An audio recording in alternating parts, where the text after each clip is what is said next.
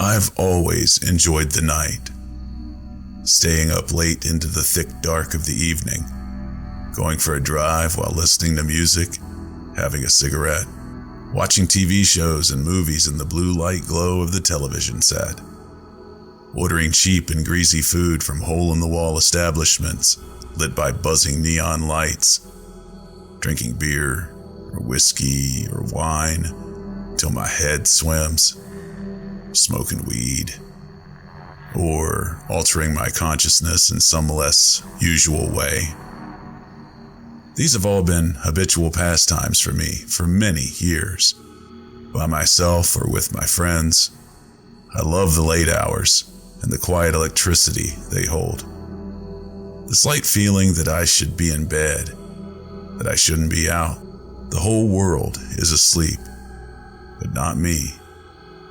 It gives just a hint of misbehaving, of being bad, even if what I'm doing is quite plain. I don't care. I love it. But out in the night, strange and dangerous things dwell.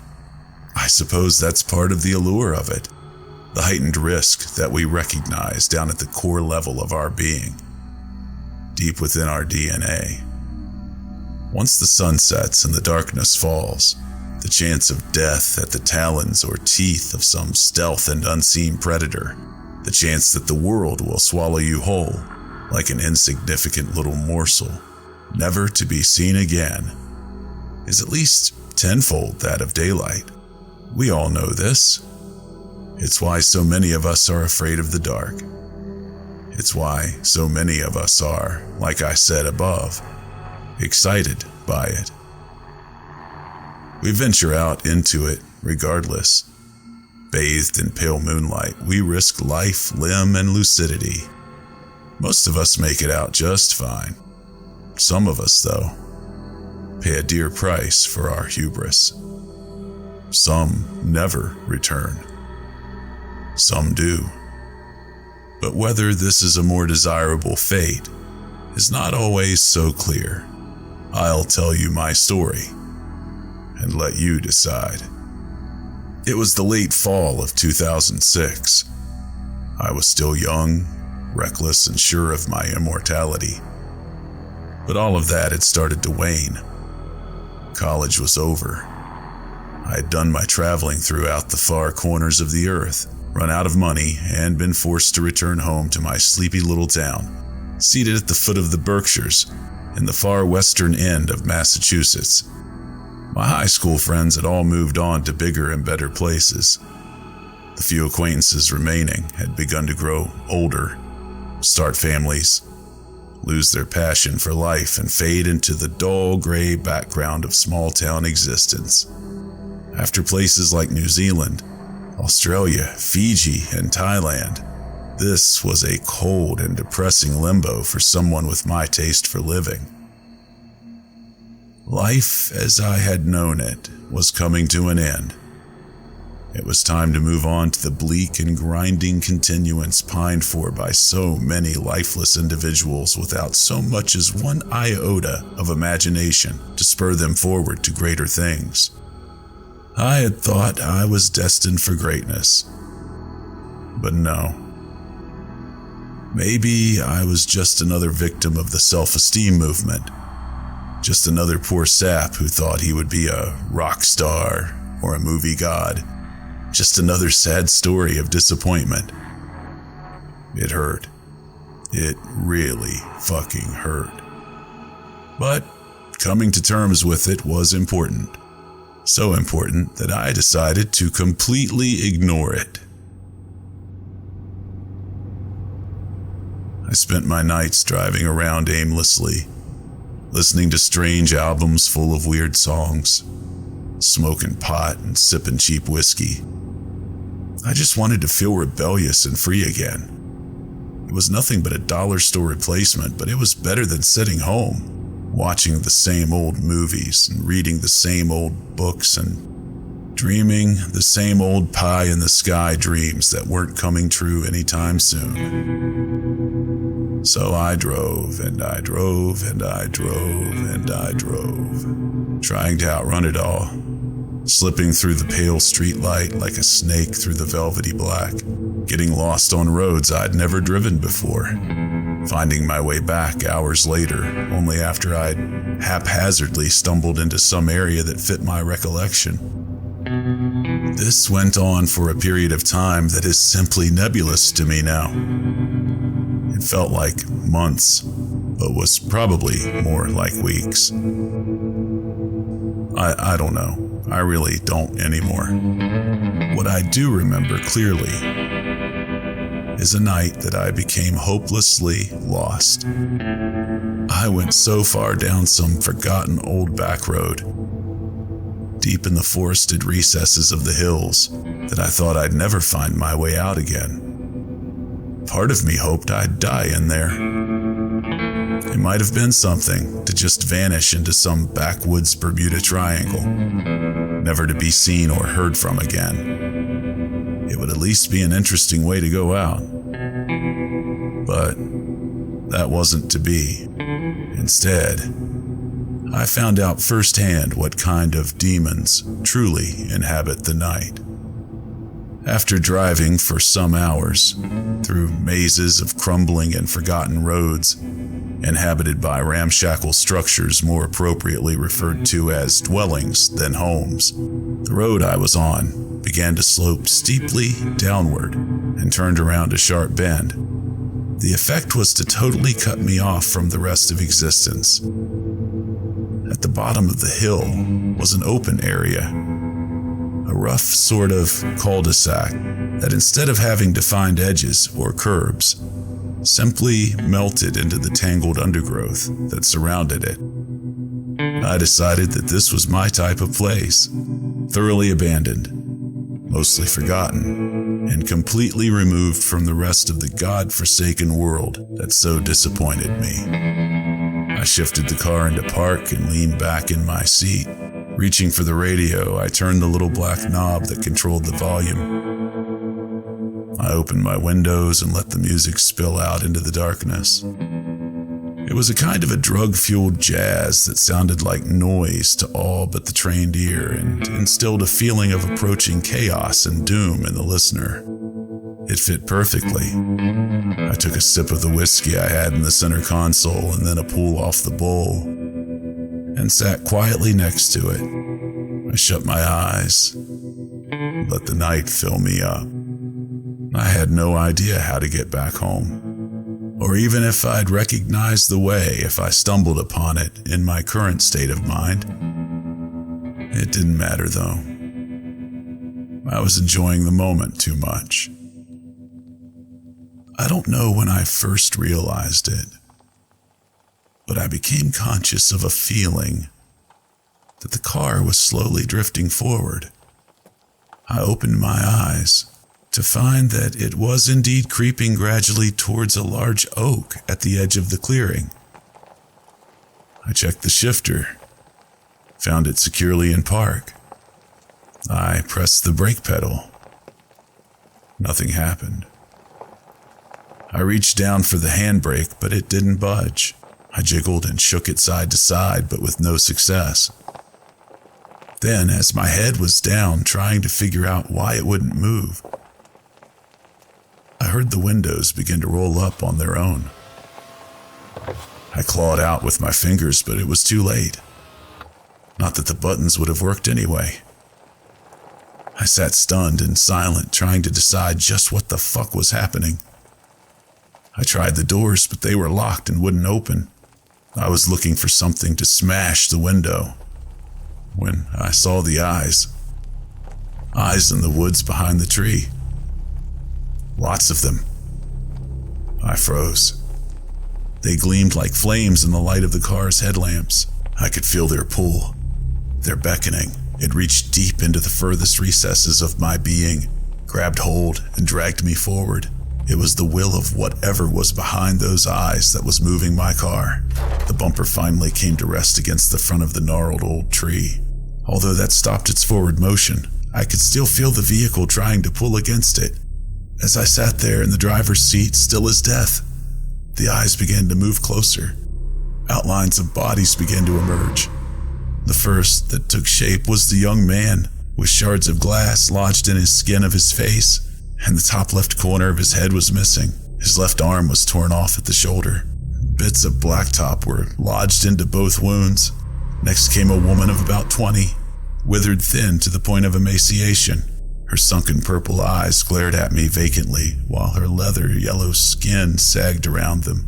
Blood flowed from her nose and a needle dangled carelessly out of her arm.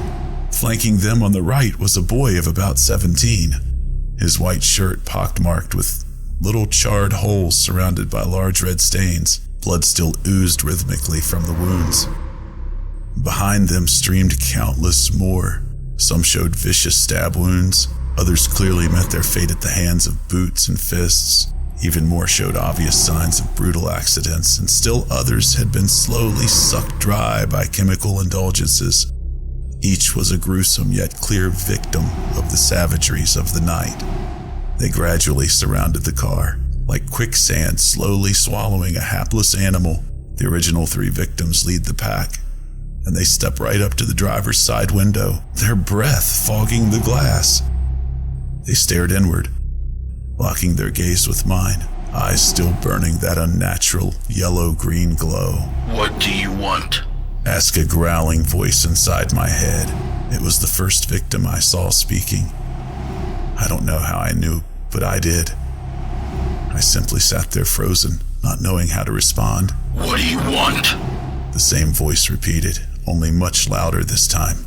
I don't know," I cried back in a voice I couldn't hold firm. I was petrified. It was like being trapped in a car a mile under the ocean, surrounded by sharks. "You do!" The woman hissed. I just wanted to get out and to have some fun, that's it, I swear." "What do you want?" He yelled it so loud I thought my head would split open. It felt like daggers behind my eyes. I cried and squirmed, squeezing my eyes shut and pressing my hands against my ears. "I don't know what you mean," I finally got out. "You do!" The woman hissed again. Her voice sounded like meat frying. I could feel searing heat on my skin and inside my brain. "No, I don't," I shouted back defiantly. I felt anger rising within me. I turned to look at them with a scowl, burying my fear. The one with the head wound and the missing arm leaned closer, staring straight into my eyes. He seemed amused. It was as if he was looking right through me and out the other side. A smirk sat on his bleeding face, and it widened to a grin. Then it felt like someone injected molten lead into my skull. Pain like I'd never felt before erupted inside me. My brain felt like it was being dissolved in battery acid. I clenched my jaw so hard I chipped teeth. I squirmed and I writhed and tried to scream, but nothing came out except little whimpers. I sat imprisoned in this hell for what seemed like eternity, but it was likely only seconds. The pain stopped as abruptly as it had started.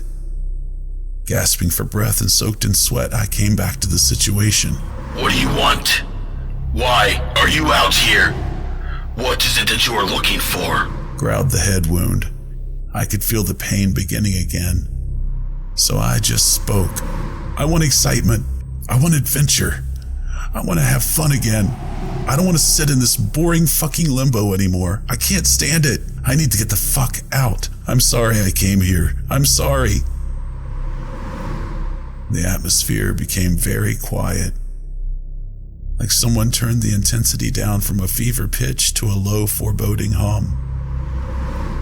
It was somehow worse this way. Head wound grinned again. So did needle and gunshots. So did every single one of them. "It sounds like you want to be one of us," Head wound said in my brain. No, I don't. I don't want to be like you. I want to live." "You want to live? "Yes," Then stay out of the night," he said again with a smirk. "It's ours. It belongs to us. Our kind." His words echoed in my head as if underwater, as if I were drowning. "Okay, I will. I promise I'll never go out again. Just let me go, please." Then they all stood back. They stood still, gazing off into the distance as if in deep thought. One hive mind jury working together as one to return its verdict. Then Headwound leaned forward and smiled again. We don't believe you. I'm telling you the truth. I fucking mean it. I'll stay in. I'll be better. I mean it. Your kind never tells the truth. He grumbled.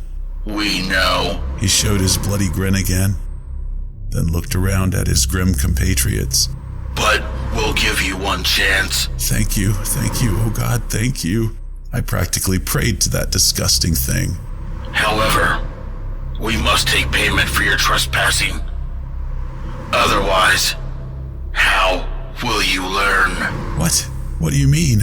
I didn't know I was trespassing. I'm sorry. My pleading screams went unanswered.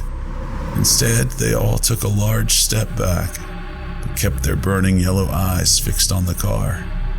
I felt the pull on the car increase exponentially, pressing the bumper against the tree with staggering force. At the same time, my body was pinned to the driver's seat, as if strapped to a gurney with leather belts. I couldn't move below the neck.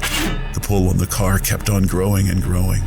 I could feel the force multiplying as if something were feeding it rocket fuel. The front end of the car began to crumble.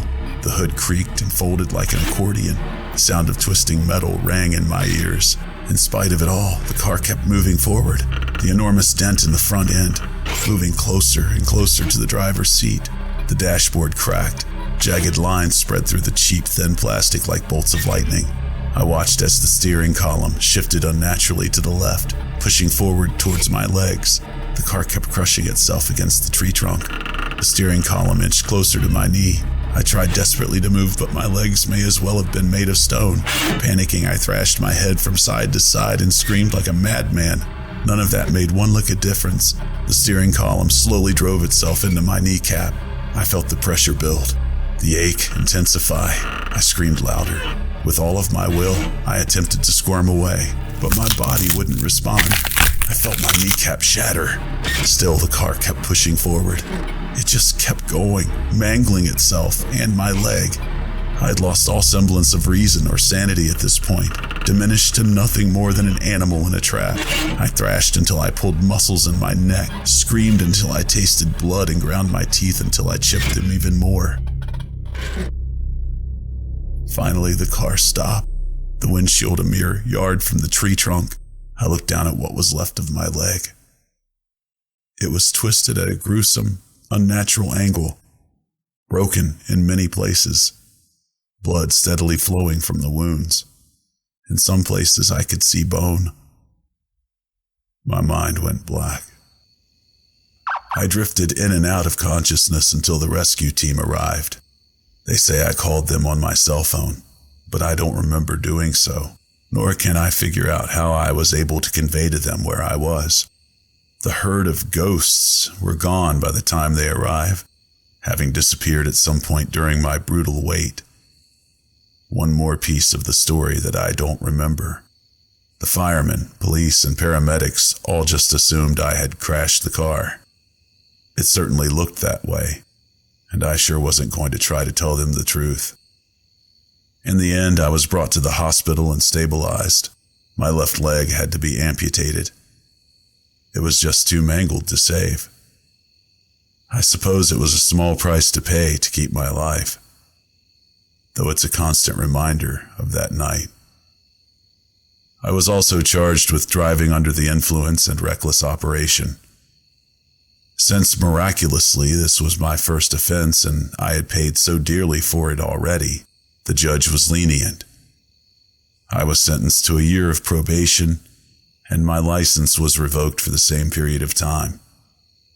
I also checked myself into rehab as soon as I was physically able.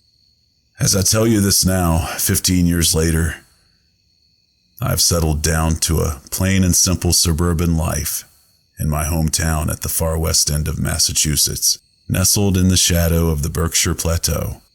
Things are boring and usual. Like so many others, I've faded into the gray background of the normal Walking Dead existence. There is no more excitement. There are no more wild nights, with friends or alone. I work a well-paying 9 to 5. I have a wife and 2 kids, a house with a yard, a pool, and a golden retriever. My life would be considered ideal to many of the dull, shambling stiffs that shuttle themselves through daily life here. But I'm not so sure. I'm alive. I'm well. But the call of the night still beckons me. The excitement that it holds still sits vividly in my mind, tugging at me like a lingering psychological withdrawal of a long-gone drug habit. The itch of my phantom limb reminds me daily of my past trespasses, of my old life. If I could go back to it, I would in a heartbeat, but I know what waits for me out there. I know the price I would pay if I were to return. Sometimes I still contemplate it. Sometimes I think it would be worth it. Worth it to venture back out into the inky dark. Back out into the electric unknown. Back out to stand defiantly, face to face, with whatever predators lurk out there in depths of the night.